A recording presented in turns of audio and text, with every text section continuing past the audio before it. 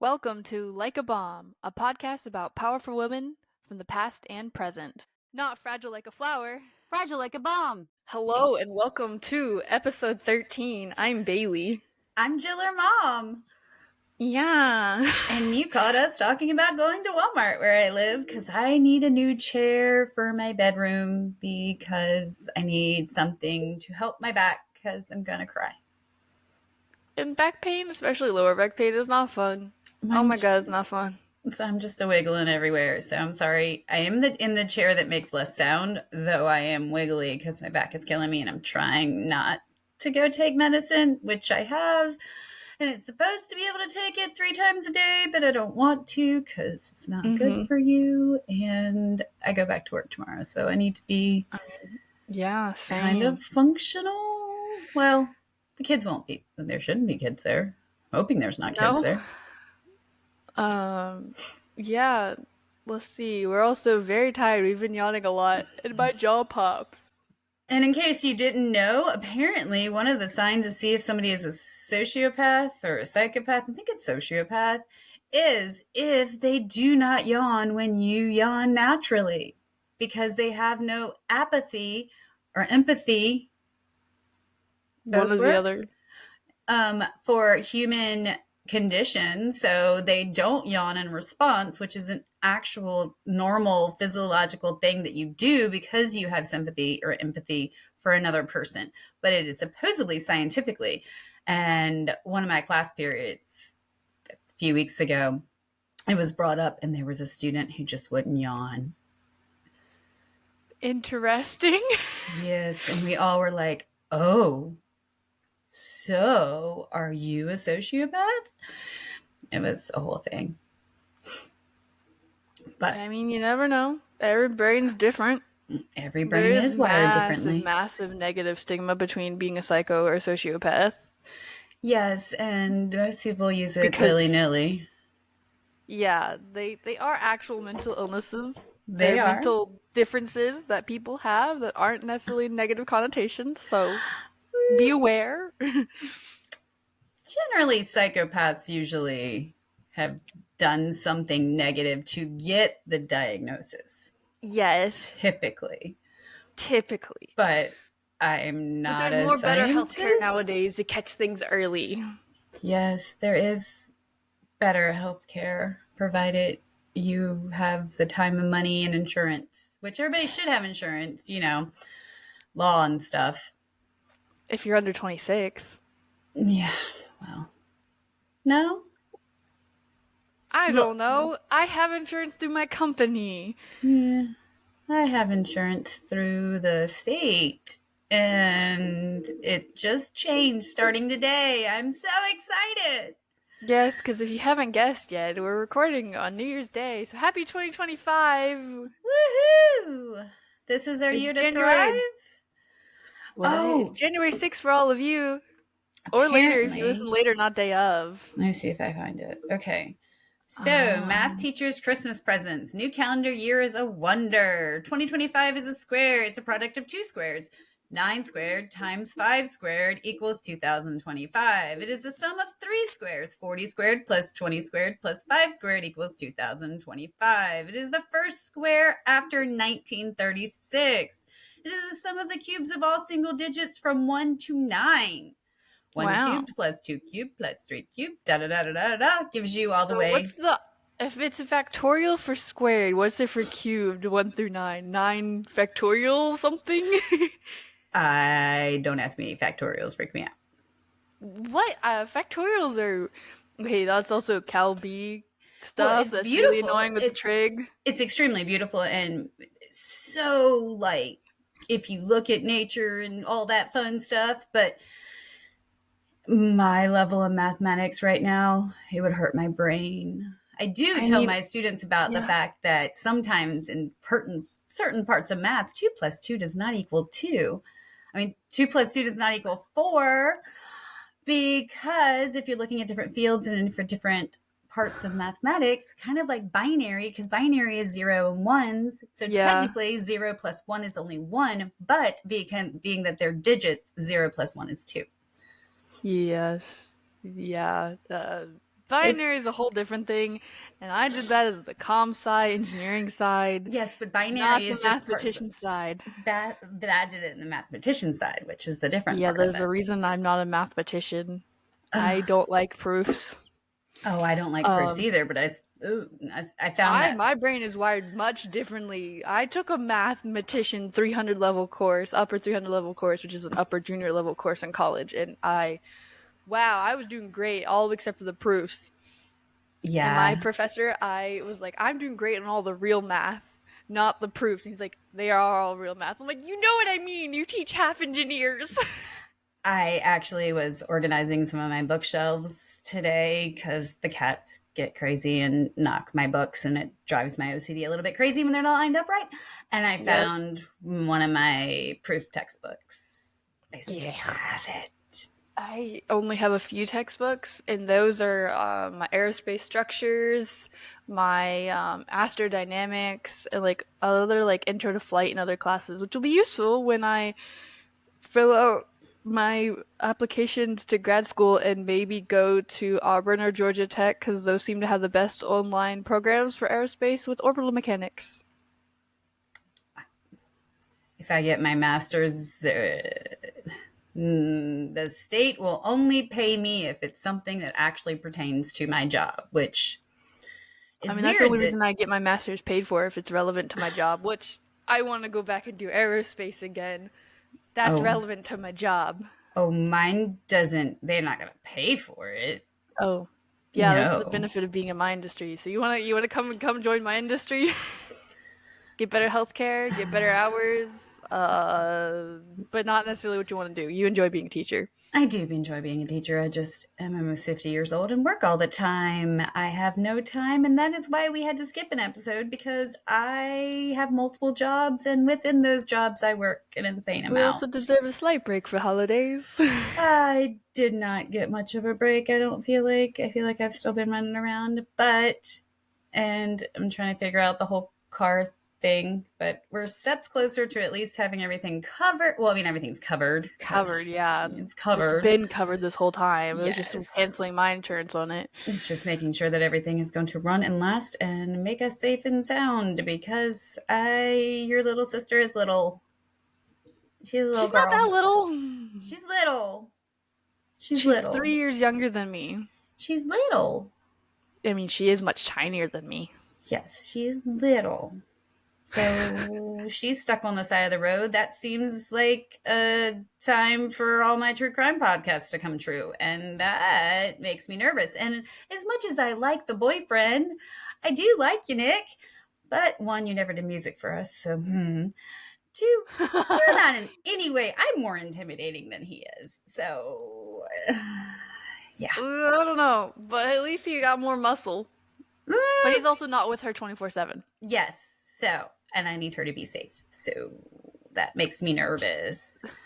So I'll figure that out. And somebody just woke up. Ugh, You're gonna be attacked by a cat. I Well, on a am about fun to note, get as we're talking tangents, as we are huge nerds as engineer and mathematicians, uh, I so because this is coming out January 6th, in a couple days, January 9th is actually a federal holiday now, and I found that out yesterday.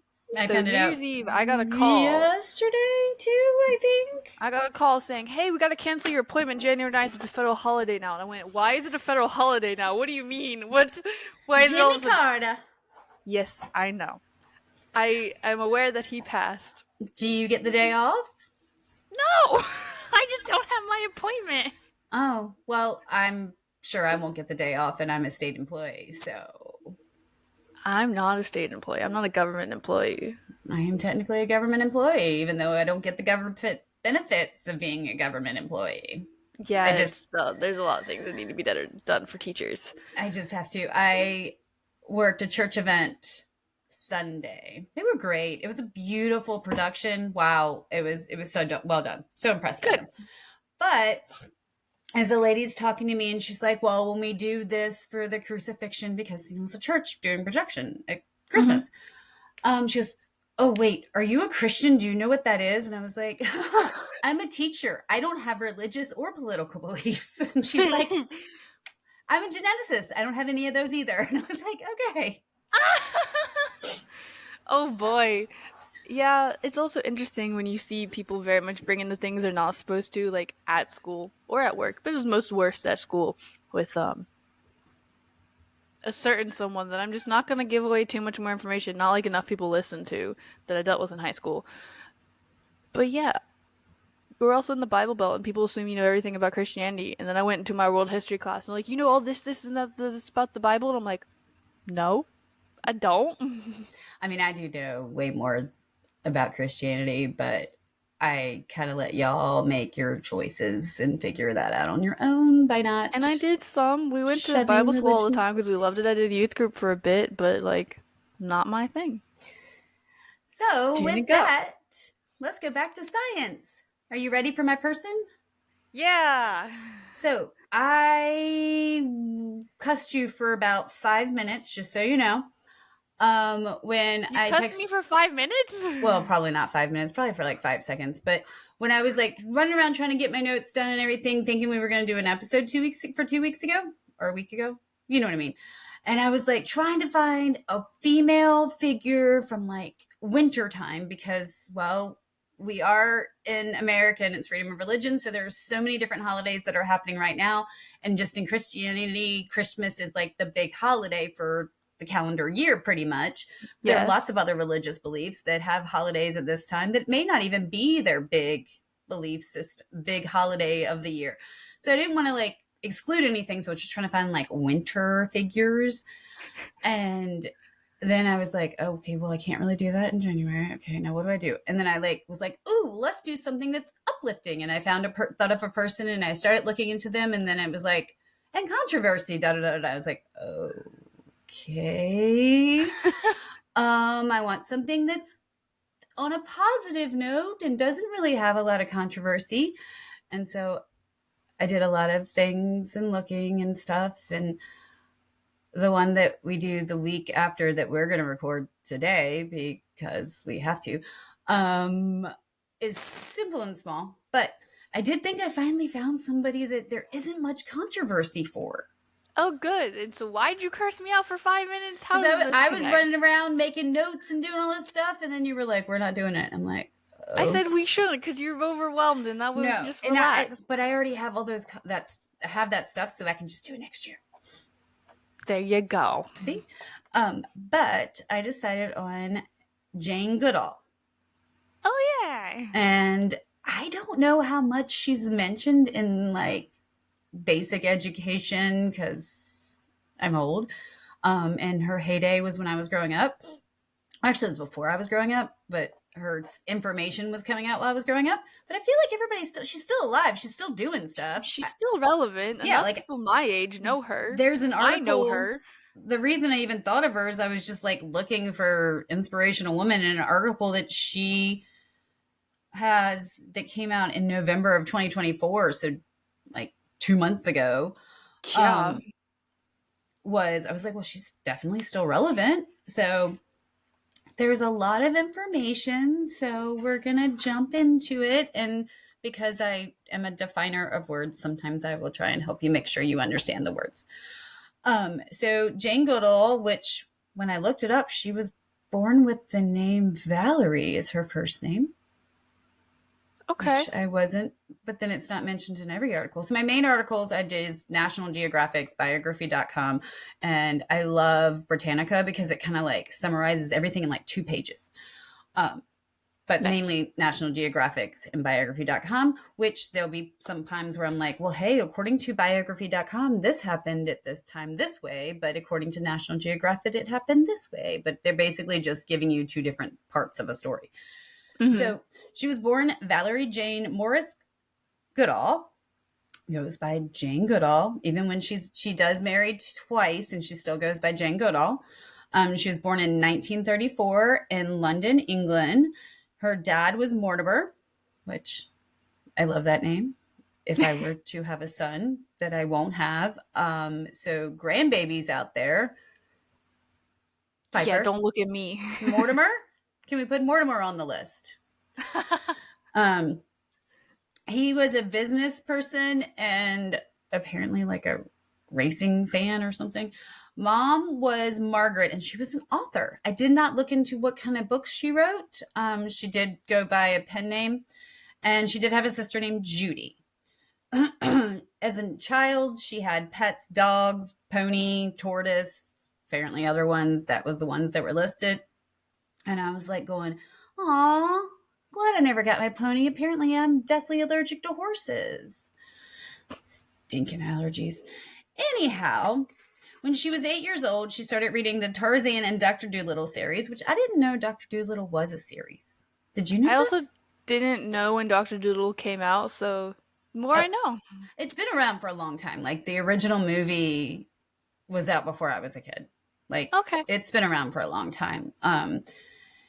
And she fell in love with Africa and dreamed of working with the animals in Africa. She began to read more books with zoology and ethology themes. Okay. And so I looked up what zoology was because I actually had a student who asked me, because we're doing like this career and college thing during like our study whole time, like once a week to try and prepare these kids. Because eighth grade, man, your life is set after here. Like you need to know what you want to do. I know that sounds horrible and terrifying, but you need to have an idea if you want to go to college because high school will get you there or won't. Yeah, Eighth it's grade very math true. will put you on a certain path to possibly ruin it so you can't go to even wake tech. Yes, I'm preaching. You need to know these things. Anyhow, moving on. Um, Zoology is a study of animals and their behaviors in a variety of settings, including labs, zoos, museums, and the wild. It's also the classification of all things having to do with animals. Um, Ethology is a branch of zoology, which is the science of non-human animal behavior, especially under natural conditions. So I guess it's like a subset. Okay. Um, so she observed birds and animals and was making sketches and notes, and she was just all about the animals. She attended upland private schools. After high school, it says she didn't have enough money to go to college. I'm not sure that being what everything I've read about her like childhood that was necessarily something she really even wanted to do. I think she wasn't sure. She really just wanted to go to Africa. Like that was her goal. So she ended up after high school, she attended a secretary school in South Kensington, and she learned, of course, typing, shorthand, and bookkeeping skills, which back then, or even when I was in school, like that's what women went to, if they went to school for anything, that's what they did, or you went to get your MRS. So, and she wasn't sure what she wanted to do. She just knew she wanted to get to Africa. So she actually ended up going and working as a secretary at Oxford University. Oh wow. I know. I can't even I can do a tour, but they're not going to hire me as a secretary. Okay, I can't type, so that might be it. She also It's was a pretty campus. yes. She was also a waitress or a server. I feel like serving is the more generalized term nowadays. Yep. And she also worked at a London-based documentary film company as a film production assistant. All of this saving her pennies. And we're going to throw that piece of paper down and go to page 2. And she was saving all of her pennies is what the article says. So I'm wondering why she didn't save the nickels and the dimes, but that's just me. With an invitation from a childhood friend, her dream to visit Africa was becoming a reality in the late 1950s, March 1957, according to one article. At age 23, she left for her friend's family farm outside of Nairobi, Kenya. So, 2 different ways. So, the National Geographical article said that she met Dr. Louis Leakey, and we will talk about him for a moment in a second, on the ship Kenya's Castle to Africa, and he offered her a job at the local Natural History Museum. So she's just on the boat. She just runs into this really well-known doctor of things that I'll talk about in a second. And he's like, "Oh, do you want to come work for this museum?" And she's like, "Sure." Yeah, okay. According to the biography.com article, through her friends, she met Dr. Leakey, and he was the current curator of the Corridune Museum in Nairobi, and he hired Jane as a secretary, invited her to participate in an anthropological dig at Oduve Gorge, And she was sent to study the vervet monkeys on the island in Lake Victoria. So apparently back then you could say, hi, here's my friend, and then you just get to do cool things.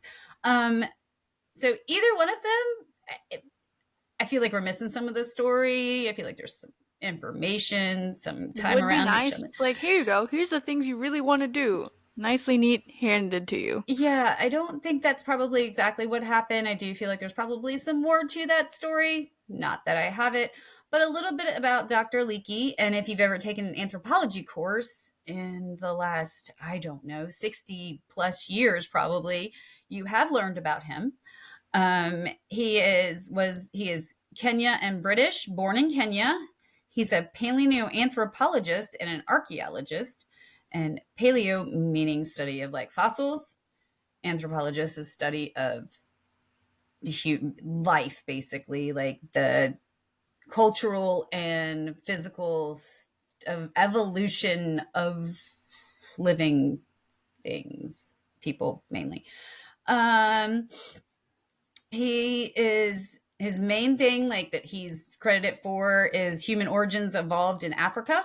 That's a big thing. If you've A lot of people don't actually know that as common knowledge. And discoveries were made. All of these discoveries of like the human origins evolved from Africa were discoveries were made at the Olduvai Gorge, based on fossils and digs, finding things to prove Carbon stuff. dating. Yes. So that's a little bit about him. And so that's why he had like this ability to offer her these positions that I feel like he spent more than 5 minutes with her. But her passion is kind of what I think he saw and was like, oh, well, you're really passionate about these things and you're really interested and you're driven. So you actually might do all these great things, even if without a formal education, so Jane was sent to Gombe Stream Game Reserve, which is now a national park in Tanzania, to study wild chimpanzees. That's going to be hard if I can't say that word the whole time. So why chimpanzees? So they're the second most intelligent primate. I did not look up the first. I feel like it's the, oh my lord, gorilla? I don't know. I don't know. Maybe I'll look that up later. And they're the closest living relatives to humans. Like if we go back into primitive humans and then like the crossover of evolution. And if you're listening to this podcast, I'm assuming that you're not a creationism beliefs that we all just magically appeared. We didn't evolve. Darwin was onto something. Just saying. So to study their behaviors in the wild would provide information, important information about evolutionary in regards to early humans, not just primates, being that there is a link and a relationship between the species. So academia did not agree that Jane's lack of formal education in zoology, anthropology, and other fields made her well suited for the task. So the scientific field and academia were like, wait, no, we went to school, we have PhDs, and we're just now getting to go to this. No, what is she going to bring to the table? Well, Leakey believed that her lack of formal training and education was an asset, will leave her mind open and free from learned bias. That is a big deal. People who live in certain parts of the world have learned only certain things. Yeah. And so their bias, not even consciously, but their bias to other ways and other learnings and other information, not even consciously. But this would be somebody who doesn't have to turn their brain off. They don't have that stuff shoved in their head that primates only do this. They only do that because there are some huge breakthroughs that came from her observations and her study of the chimpanzees. So, of course, it is not that easy. Dr. Leakey had to find and secure funding and proper government permissions for the project. So in 1958, Jane returned to England and moved to London to work in the film library at the London Zoo. In her spare time, she studied the behavior of primates. In 1960, with permits and funding, she boarded a plane for Nairobi. So July 14th, 1960, she arrived at the Gombe Stream Game Reserve, which again is a national park now, partly due to her fight, with her mother as an escort and an African cook named Dominic. The local officials would not let Jane stay without an escort or a cook, and the escort was her mother. So, not sure that escort. I mean, I get it, but the escort doesn't know any more about the area either. So, according No. to the National Geographic article, there was a delay in when she first got there, that she came down with probably malaria and had a very high fever. And then she was struggling with the terrain and even just finding chimpanzees. So, and again, like some of this goes back and forth between like, they give you this image of the story, this image of the story. So I kind of like merged them a little bit. So when it came to studying the chimpanzees, at first she was not able to get closer than like 50 yards, which is like 1,500 feet, if yards is not how you think, before they would flee, which, I mean, I would make sense. Yes, they're wild animals. Yes, and you're in their habitat. So she changed groups of chimpanzees and began by appearing at the same time every morning near a feeding area. So within a year, they allowed her to get as close as 30 feet in their feeding area. After 2 years, they showed no signs of fear and would come to her in search of bananas. So, I mean, if somebody offered me a banana, I'd come see you every morning. Well, I don't want to give up bananas. Yeah, you're allergic to them. No, yeah, it's fine. She would name the chimpanzees she observed, very much frowned upon by the academic and scientific communities. For example, she named one David Graybeard. She would imitate their behavior, spend time in trees, and ate their foods. I'm hoping she wasn't like stealing. I hope she was just eating the same types of foods, but I don't know. So new behaviors and traits that she observed, and it was like, this is huge scientific breakthroughs that nobody had been able to observe them in the wild. The safaris were like too big and scared the animals. There just were so many different things. So they have complex social systems. They have ritual behaviors. Primitive language was up to 20 different sounds. They have a caste system with dominant males at the top. And we all know this. Like, this is something we have observed from movies. We've watched things we've learned in school. And even if you haven't taken like major courses into this, this is just stuff that we've kind of learned because of this. They throw stones as weapons. They use touch and embrace to comfort, and they have long-term bonds. So this is all stuff that we know. Like as a child growing up and seeing things, this is stuff that we kind of just know, not something that necessarily been formally told to us, but this is information nobody had before now. And this is the 1960s. So the biggest shakeups to science and academia as far as chimpanzees go is they are omnivores. And if you don't know what an omnivore is, they also eat plants and meat. So eating plants, animals, fungi. And they found that the chimpanzees actually even hunted for meat, usually like large insects, birds, smaller mammals, and even saw some acts of cannibalism. And cannibalism is not like human. You have to eat a human to be cannibalistic. It's eating somebody of your kind. They were originally thought to be omnivores, so only eating plants, fruits, leaves, veggies, roots, bulbs, kind of things. So again, this is huge information. It's a completely different dietary need. It's how you're hunting. I mean, there is no hunting if you're an omnivore. I mean, if you're an herbivore, you're not hunting anything. You're gathering. It's a little different. Chimps make and use tools. So previously trait used to define humans. Like it was an actual human to define humanity. is made and use their own tools. So they had to completely redefine what it meant to be human, what it meant to be a tool.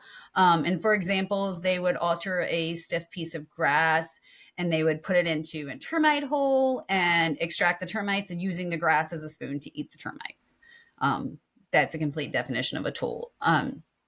And in 1962, she began her doctoral program at Cambridge University. So not only did she work for Oxford, she is now getting her doctoral at Cambridge. So Fancy. I know part of us over here in the U.S. is just makes it fancier because, wow. But those are they're highly extremely highly accredited. prestigious universities. Yes. And also they've been around a lot longer than we've been a country.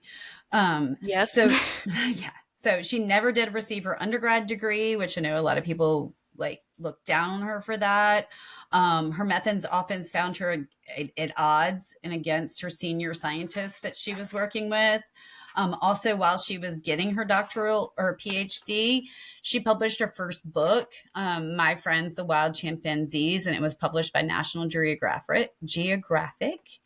In 1965 or 1966. It kind of depends on the many articles.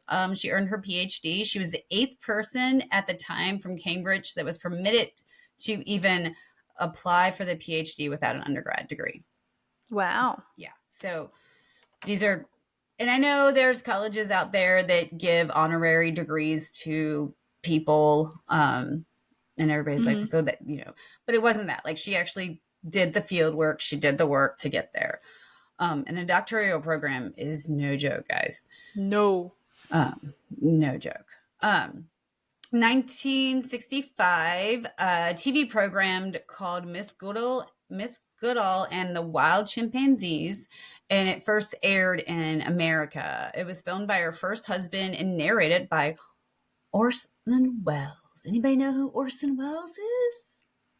No. No, really? Oh man, the younger generation.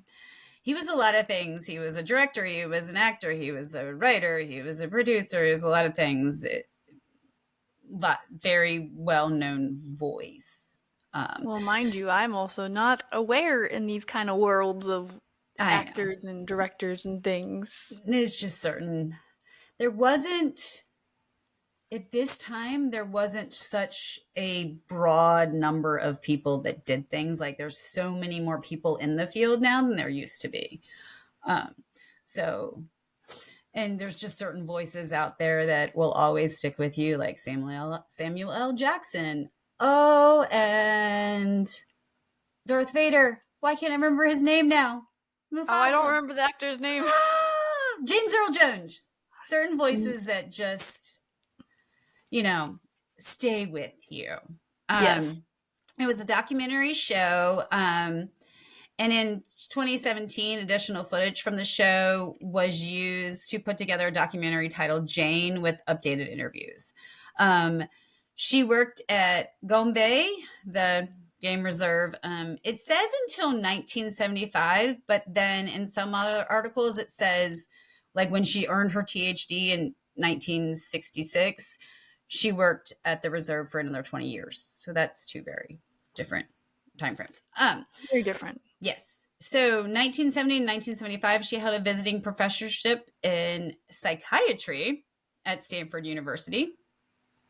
I want to know about that one a little bit more. 1971, The Shadow of a Man book, her field study of chimpanzees came out. In 1977, she co-founded the Jane Goodall Institute for Wildlife Research, Education, and Conservation in California, later moved to the DC area. In 1980, with the help of her second husband, who was in Parliament, they turned the game reserve into a national park and it helped with deforestation and taking away homes for the animals. Yay, preserving the environment. Yes. In 1986, The Chimpanzees of Gombe, Patterns of Behaviors is a book that came out. 1989, The Chimpanzee Family Book was written for kids, was a more humane view of wildlife. It won the 1985 UNICEF Children's Book of the Year award. She used the prize money to have the book translated into Swahili and French and distributed throughout Tanzania, Uganda, and Burundi, for children of that area to actually be able to enjoy the book, which, I mean, it seems like the right thing to do. Yeah. In 1991, the Jane Goodall Institute had the Roots and Shoots program to encourage youth around the world to advocate and actively participate in projects to protect the environment, wildlife, and their communities. In 2002, she became a UN Messenger of Peace. 2003, she was created a Dame Commander of the Order of the British Empire, and a dame is just the female version of a knight. I kind of just want the knight. I'd rather just be a knight. Knight. I know. I'd rather be sir. I mean, anyhow. I think part of it stems also just from masculine being very held up against feminine in our society. I want to be a knight. Yeah. Give me the armor. Yeah. Like, I think that's cool. I got the sword. I mean, I actually think I had a dream the other night that I was in full armor. Weird. Okay. In 2013, the books Seed of Hope, Wisdom, and Wonder from the Plants with Gail Hudson. There's a little bit of controversy here. The Washington Post found sections of the book were copied or borrowed from Wikipedia and other sources without credit. She publicly addressed the unintentional mistake, apologized, and the book was corrected and published later. In 2021, she won the Templeton Prize. 2022, Stephen Hawking's Medal for Science Communications. I mean, we should know that name. Still active. Yeah, still extremely active. She did get married twice, and she had a son in 1967. So in the middle of like her living in a jungle, she had a son. Yeah. But also just like having just had the PhD and everything. Yeah. So a little busy. Yeah. Very busy. So in the article that was recently came out that made me go, oh, sure, she sounds like a great person to do. Because I was so disappointed in the controversy of the other person that I am eventually going to do, but it's going to have the disclaimer of the controversy, which just made me sad because I was trying to find a happy holiday thing. Anyhow, the article is, we are not the only species that turns friends into enemies. Yes. So, I'm going to very much shortly summarize this. Is basically, she watched a group of chimpanzees break into two groups, okay? And the big alpha in one group and those other alphas actually went and attacked for just sport the other group. And like people, these are animals that they have known since birth that were like brothers, and then something happened and they split. And they're like, beating them. And there's like an example in here where they would take the blood from the person they're beating, and they would drink it in sport. So they aren't just doing it for food, they're doing it for sport. And it's saying more or less, we need to use our words. Chimpanzees do have communicational skills. They can communicate outside of just violence. And these alpha males were only wanting to use the communication of violence. And so that's why it went to the way it was. We need to think about the way that power and that people are in power, and we need to communicate with our words and not with fear and violence. It is definitely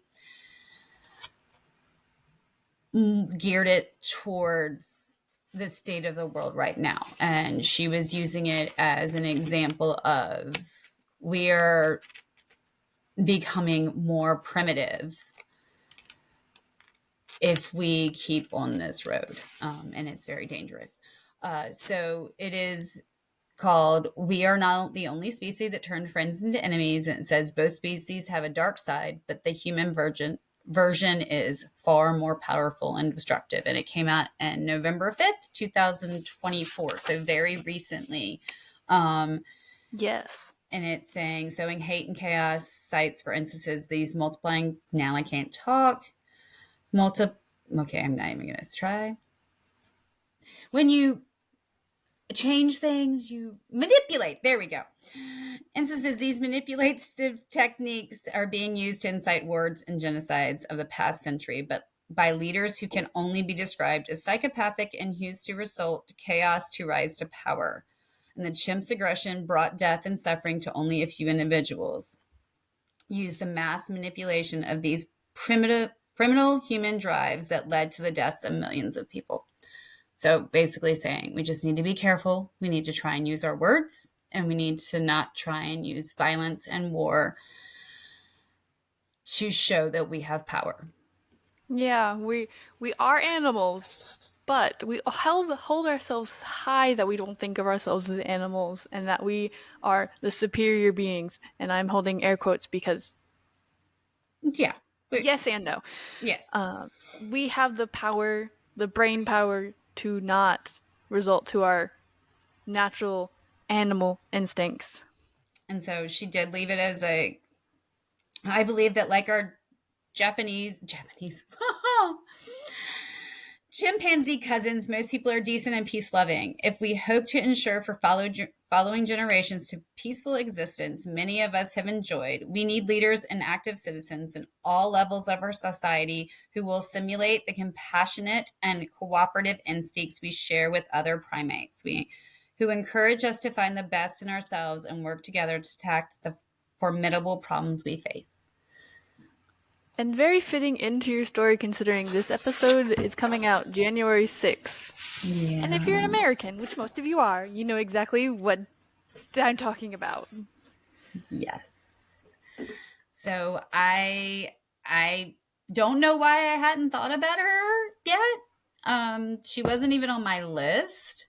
I don't know, my list is very vague and fluid of what I want. I have stuff on paper, I have stuff on my phone, I have screenshots I've seen from websites, and I'm like, oh, that sounds like an interesting topic, and it's in my phone somewhere. I got notes, I got pictures, I got this and that. But I was like, oh, she's like a happy person. Not that everything we say is about celebrating women, the women that have done these things and these topics that need to be addressed and information needs to be out there.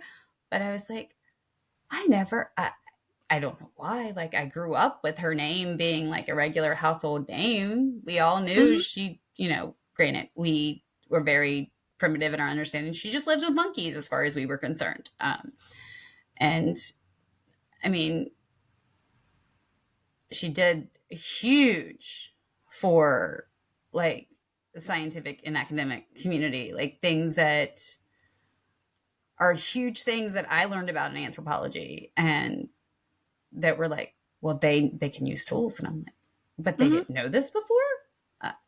But I'm also much younger, so I took the anthropology course a lot later than she got her PhD. So yes, that's my story. Wow, fascinating. I also kept it a little lighthearted. So my person, I wanted to discuss something that would be sort of relevant going into the new year. Like, everyone's just having come back from traveling or this or that, or you plan on having lots of travel this year. So most cases you need GPS. Very important. So I'm going to talk about one of the women who is also referred to as one of the hidden figures, also kind of referencing like the book and movie Hidden Figures, because she is a black woman. She was not well known in history because of that. And so Gladys West was someone who didn't invent the GPS, but she was critical because she created an accurate model of the planet that makes GPS functional. Oh. So she's very important. And I'm mostly using Wikipedia. Again, school growing up, Wikipedia is not a great source, but it's good enough, and they do have their sources cited underneath. Yeah. It's good enough. But so Gladys West was born October 27th, 1930 as an American mathematician. She is known for her contributions to the mathematical modeling of the shape of the Earth and her work on the development of satellite geodesy models that were later incorporated into the Global Positioning System, GPS. Are you going to tell me the Earth is flat? Oh my god. Well, on a fun fact, because I'm an aerospace engineer and a huge astronomy nerd, so the Earth is very lumpy and it has a slight bulge actually at the equator. I feel like I knew So, that for some reason. Oh, this is a complete side note, but last night when I was laying in bed, and I know y'all were like doing awake, whatever y'all were doing, playing but Minecraft. who knows? I don't know. Your Piper. Piper sent me her location so that I wouldn't worry in case she forgot to tell me she made it home at 4 something this morning. Yes. But I was like, so I think we all had it in our mind that our 10-year anniversary to Disney is this summer, but it's not. It's the summer after. It's next summer. It's 2026. Yeah, okay, good. I just felt like I needed to make sure that we all knew that. We may have to move it up because I plan on going to Europe in 2026 for the total solar eclipse in Spain. Okay, but I was excited because I might be able to have a little bit of money by then, but I don't know. Okay, bye. We can just move it up in the summer Okay, tell your story. on our tangent of time in our life. But, so, Gladys West doing great things, and in fact, she was inducted into the United States Air Force Hall of Fame in 2018. And she was also awarded the Webby Lifetime Achievement Award for the development of satellite geodesy models. I'm gonna guess she would be the one that would understand as to why our Earth is lumpy, but there's also probably a lot more that I could go on to, and that's not what this is for. She was born in Sutherland, Virginia, in Dinwiddie County, a rural county south of Richmond. Yes, I know. Her family was an African American farming family in a community of sharecroppers. She spent much of her childhood working on her family's small farm. As well as working on the farm, her mother worked in a tobacco factory and her father worked on the railroad. West saw education as her way to a different life, which is very true. Education opens a lot more doors, but you also have to have the doors to go to education. Yes. And yes, at her high school, the top two students from each graduating class received full scholarships to Virginia State College, now Virginia State University, a historically black public university. Yeah. And she graduated as valedictorian in 1948 and received the scholarship. At VSU, she decided she wanted to study mathematics, a subject that was mostly studied at her college by men. Yeah. Grammy took some And classes there. yeah, I mean, It's between VSU Colonial is a big Heights. university. It's between Colonial Heights and Petersburg. Yeah, Colonial Heights to Petersburg is where Virginia State is. yep. And then it was VCU that I pointed out when we went to Richmond recently. Yeah, well, that's just all of Richmond at this point. I know, it's just like, here is the college. Yeah. So yeah. She also joined Alpha Kappa Alpha sorority, which I know is big sorority. They are very well known. They also have cute colors of pink and green.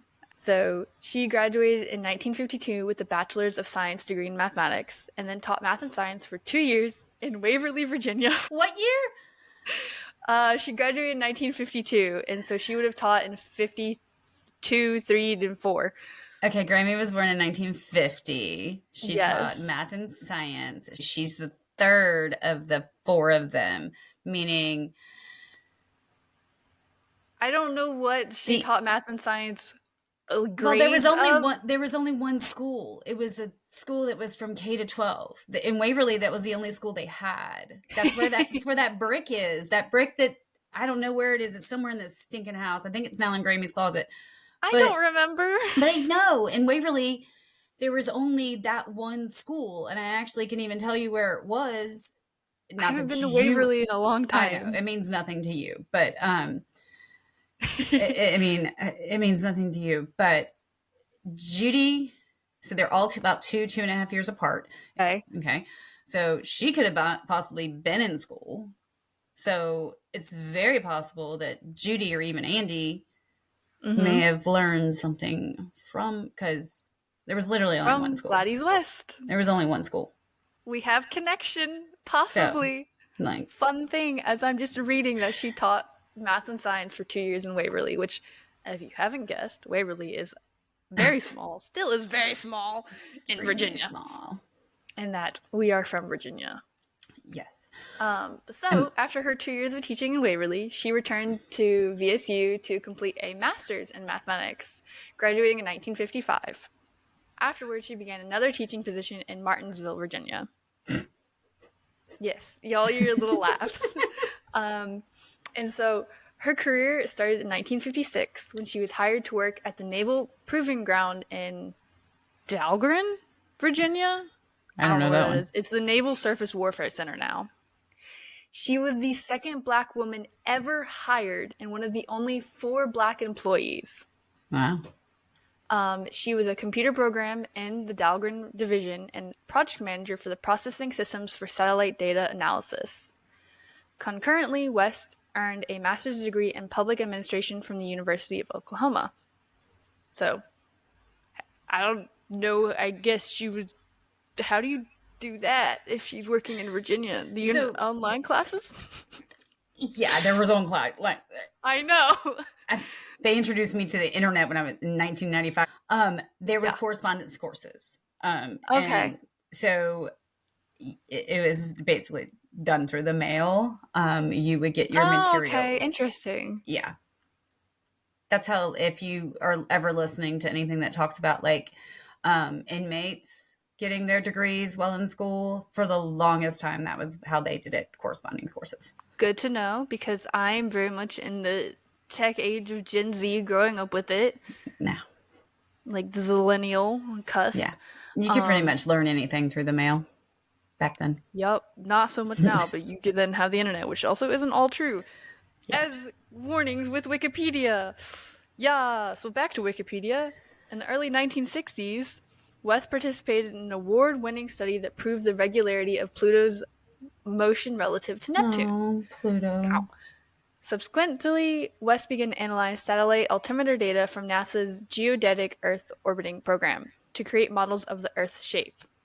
She became project manager for the CSAT radar altimetry project, the first satellite that could remotely sense oceans. West's work cut her team's processing time in half, and she was Wow. recommended for accommodation. And from the mid 1970s to the 1980s, she programmed an IBM 7030 stretch computer to deliver increasingly precise calculations for the shape of the Earth, an ellipsoid with additional undulations known as the geoid. Okay, I'd like to pause right there. An ellipse, in case you did not know, is not a rectangle or a square, meaning the Earth is not flat. Ellipse is rounded. In case you needed that math lesson. Just a slightly stretched out circle. Just Yes, stretch. We're not perfectly. We're lumpy. The Earth is lumpy. We are a rock. but and that's why I didn't say circle. I Yeah, I just know. said round. Round-ish. Um, and so with these calculations, it was used to generate an accurate geopotential model that she needed to use complex algorithms to account for variations in gravitational, tidal, and other forces that distort Earth's shape. In 1986, West published Data Processing System Specifications for the GeoSat Satellite Radar Altimeter, a long name of a 51-page technical report from the Naval Surface Weapons Center. This explained how to improve the accuracy of geoid heights and vertical deflection, important components of satellite geodesy. This was achieved by processing data from the radio altimeter on the GeoSat satellite, which went into orbit on March 12, 1984. West continued working at Dahlgren for 42 years and retired in 1998. In Wow. 2000, she completed a PhD in public administration at Virginia Tech by distance learning. See? Lots of ways you can do things. Yo, and good old Virginia Tech, the Hokies. I still got my Virginia Tech shorts somewhere. So, her legacy overall, West's vital contributions to the GPS technology were recognized when a member of her sorority, Alpha Kappa Alpha, read a short biography West had submitted for an alumni function. As I mentioned, she was inducted into the United States Air Force Hall of Fame in 2018, one of the highest honors bestowed by an Air Force Space Command. And the Air Force Space Command press release hailed her as one of the hidden figures, referencing the movie and book Hidden Figures, because of her pivotal role in the GPS, the Global Positioning System. She rose, and it's quoted, she rose through the ranks, worked on the satellite geodesy, and contributed to the accuracy of GPS and measurement of satellite data. As Gladys West started her career in 1956, she likely had no idea that her work would impact the world for decades to come. And she agreed, saying, when you're working every day, you're not thinking what impact is going to have on the world. You're thinking, I've got to get this done right. Yeah. And as an alumnus of Virginia State University, she won the award for Female Alumna of the Year at the Historically Black Colleges and Universities Awards in 2018. She was selected by the BBC as part of their 100 Women in 2018, and in 2021 she was awarded the Prince Philip Medal by the UK's Royal Academy of Engineering, their highest individual honour. And in 2024, Virginia's Fredericksburg City School Board voted to name its third elementary school in her honor, Gladys West Elementary School. And we can go some into her personal life. And so she actually met her husband, Ira, or Ira. I'm going to Ira. go Ira, at the Naval Surface Warfare Center Dahlgren Division, where he also worked as a mathematician. And when she was one of the 4 black employees at the time, he was one of the others. So that's how they met. And they were married in 1957. They have 3 children and 7 grandchildren. So it's funny, before being hired, West initially turned down the job due to its location and the requirement to interview, as she did not have a car and could not find Dahlgren on a map. And she believed they would reject her after the interview because of her race, so she decided to wait to hear back from other applications. However, Dahlgren contacted her again, offering her the job without the need to interview. The job offered her twice the salary of her teaching position, Of being course. hired solely on her qualifications with a salary that would eventually help her support her family, which was rare for a black woman at the time. And in 1954, the Supreme Court had made a landmark decision on Brown versus Board of Education, ruling that American state laws that established racial segregation in public schools were unconstitutional. However, Virginia was still segregated since the Supreme Court had not specified which states were required to be established in Yeah. accordance to the new ruling, and groups such as the KKK were still at large, and the prospect of moving to a rural neighborhood in a southern state was daunting for an unmarried black woman. The civil rights movement was fully underway during her time at the base. Though she supported the movement, she could not participate in protests because she was a government employee. In Boomtown, where married people lived on base, she was part of a club of black women who discussed civil rights topics. During her career, West encountered many hardships because of racism against African Americans. A prime example was the lack of recognition she received while working. While her white coworkers received praise and added privileges, her biography makes clear her disappointment at not being granted projects that included travel and exposure.